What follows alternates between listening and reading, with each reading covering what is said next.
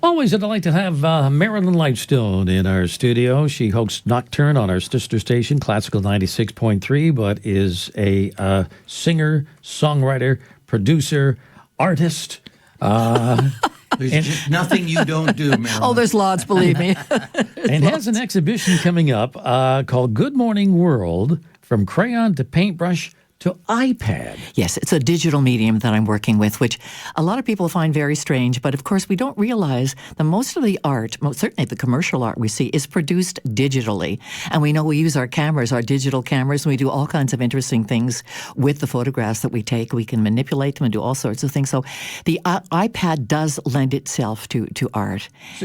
So do you explain how this is done? Well, you have to have an app, first of all. There are many, many different kinds of art apps. Okay. Some will enable you to create a painting that'll look like an oil painting, like an old master.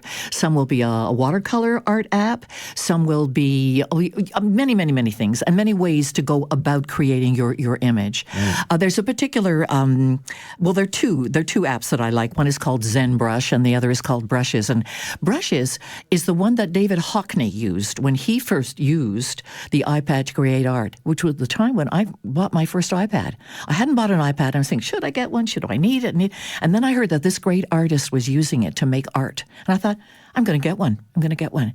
And I've been using it for quite some time. But do you use it with a finger? Is that? Or? Well, you can use a stylus, but as it turns out, some of the apps are more responded to the stylus. I use my finger. Okay. So basically, all my work is finger painting. But you can use your finger, your nail, and various degrees to make thin lines, thick lines, what have you. And it's probably no different than using oil paint, I guess. It isn't. Basically, this thing is the same. You're out to use color and form to create an image. And a lot of people just can't seem to get their head around it.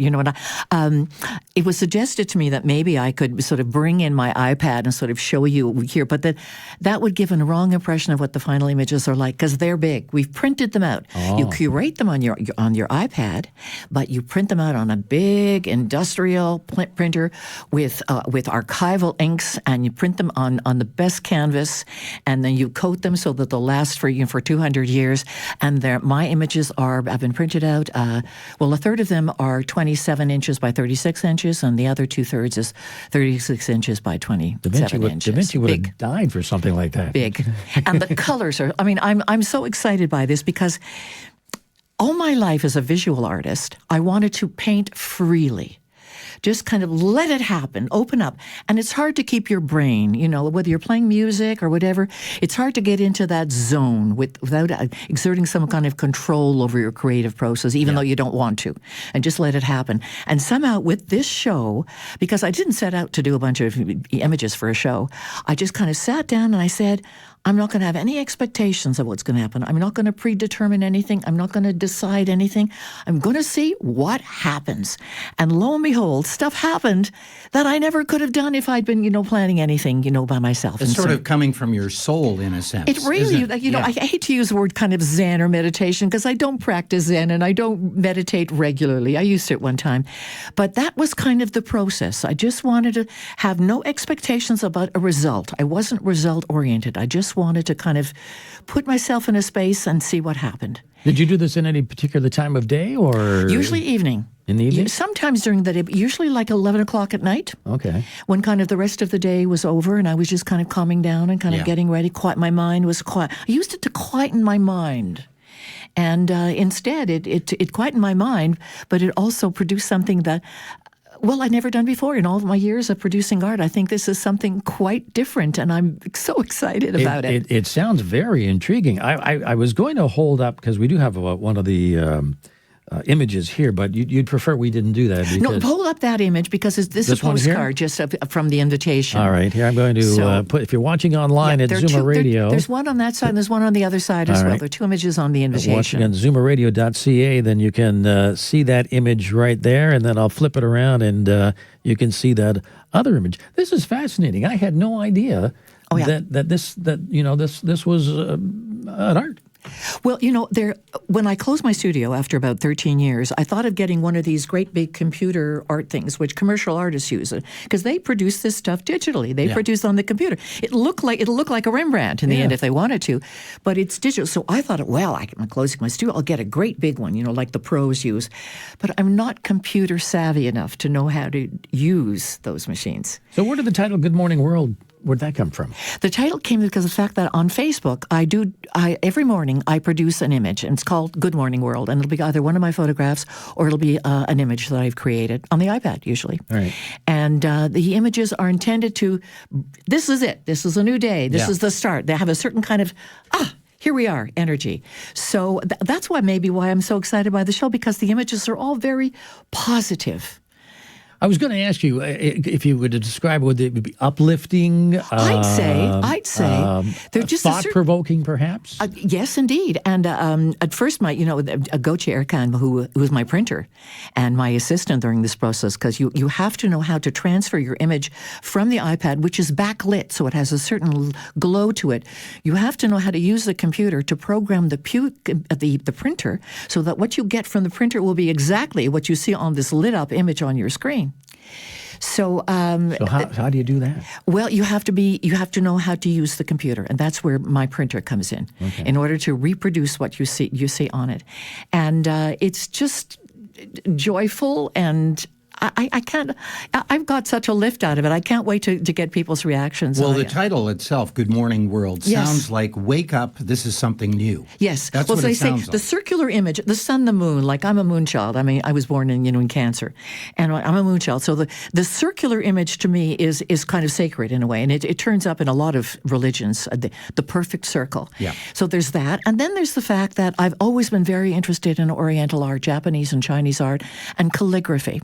And at some point, I remember thinking, well, it's way too, far gone in my life to learn Japanese and Oriental calligraphy. So I'm going to make up a language. I'm going to make up a script that I kind of use in my art. Right. And anyone can take from each image whatever they want. At first, I thought I'd just not give anything a title so that anyone would be free. And I thought, no, it's rather cold. Good Morning World 1, Good Morning World 2. So I gave them names, and I did it by just looking at the image and saying, what's the first thing that comes to my mind when I look at this? Like the name of a poem or a line in a poem. So I gave them all names.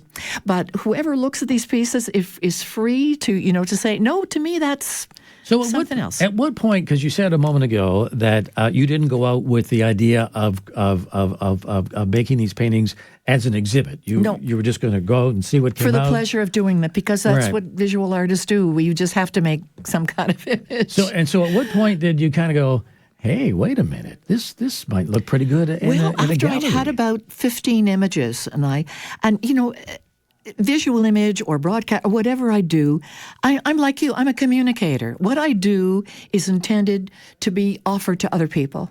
So it's not as if I'm a closet whatever. Whatever I do, I want to share. Right.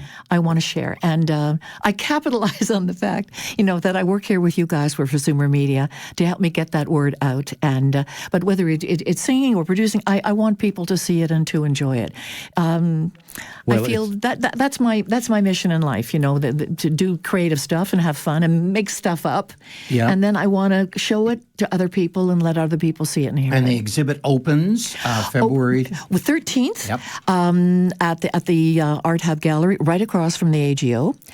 It'll run till I think the 25th. 25th on Saturdays and Sundays. Or 2 weekends. I'll be at the gallery between 2 and 5 in the afternoon. So anyone wants to come and chat and ask me questions, I'd be so pleased to see everyone. Well, I'm sure they will, because it's fascinating. The iPad's been around for a long time, but it's old, but it's new, I guess. But just think, all the musicians who use digital stuff to create music, it's the same idea, except that more people are creating music with it than are doing visual art with it, that the idea sort of hasn't kind of shifted over from one medium to the other. But it's the same idea. You can write a symphony on the iPad, using the technology. You can write rap, you can write whatever music you want, and the same thing is true for visual art. Well, it sounds fascinating, and it is always a delight to have you, because it's always something interesting and new. I'm always peddling something. No. but it's always something new and exciting and different. Thank you. You know, and this sounds like it'll be absolutely terrific. Again, February 13th, 25th at the Art Hub Gallery, 336 Dundas Street, across from the AGO. Good Morning World. Marilyn Lightstone's exhibit, and you'll be there both weekends, Saturday and Both Sunday? weekends between 2 and 5. Okay. Yeah. We'll look for it. Thank you, Marilyn. Thank you We so got- much for having me. Thank you. Really. We'll get you over to Classical now, and they can hear all about it over there. Yes. Marilyn Lightstone on Zoomer Radio. Time to check traffic. Skywards, and Ben is there. Guys, it's a pretty good afternoon despite some really messy